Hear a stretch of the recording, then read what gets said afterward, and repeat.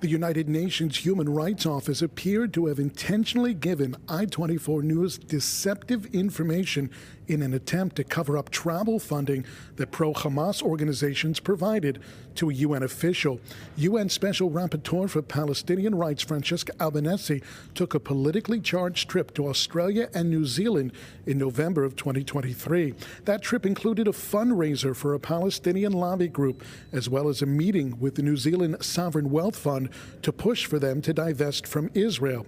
Albanese has been accused of anti-Semitism by the American, French, and German governments, among other entities. Now, the Australian Friends of Palestine Association, which praised October 7th mastermind Yahya Sinwar as incredibly moving, claimed publicly that it had sponsored Albanese's visit.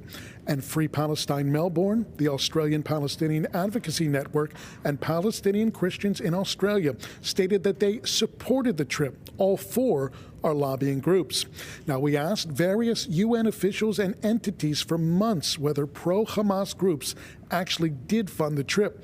Albanese repeatedly insisted the trip, which was estimated by the UN Watch NGO to cost around $22,000, was paid for by the UN, calling claims to the contrary, quote, egregiously false. Finally, in July of last year, the UN Human Rights Office, acknowledging it was fully aware of the documentation that pro-Hamas groups had said they sponsored or organized the trip, told I-24 News that, quote, with respect to the Australia trip by the Special Rapporteur, her travel was funded by the UN, end quote.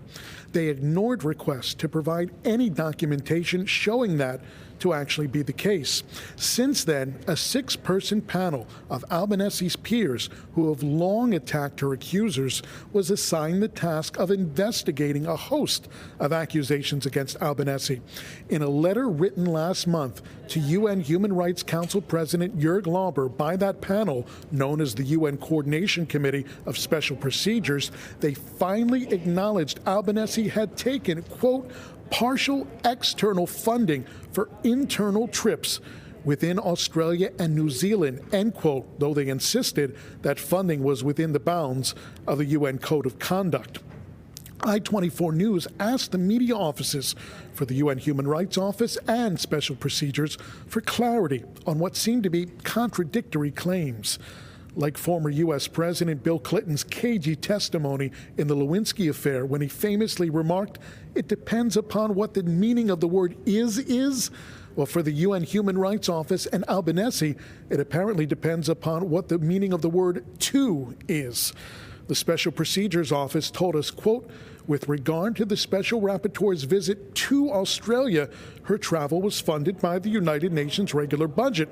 The Coordination Committee of Special Procedures assessed that the allegations concerning partial external funding for internal travel within Australia and New Zealand concluded there was no breach of the Code of Conduct. The committee noted that it is common practice for conference organizers to cover the participation costs of mandate holders.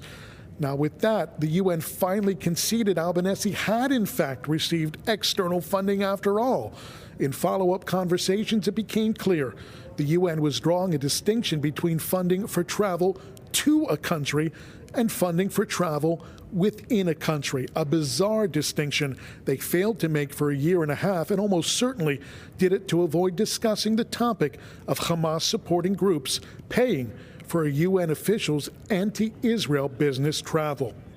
Now, even with all of this, the UN Human Rights Office continues to ignore requests to clarify which group or groups funded that trip and how much they contributed. Accused of lying by I-24 News, the Special Procedures Media Office said it was, quote, a regrettable and unfair mischaracterization, end quote, though it still made no attempt to reconcile why the UN made no previous mention of external funding or why the funding for Albanese's trip to Australia should be counted differently from external funding for internal travel.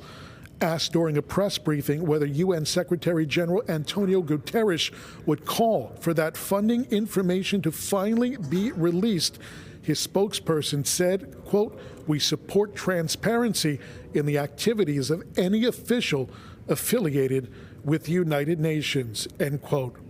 Reporting from the State Department in Washington, Mike Wagenheim, I-24 News.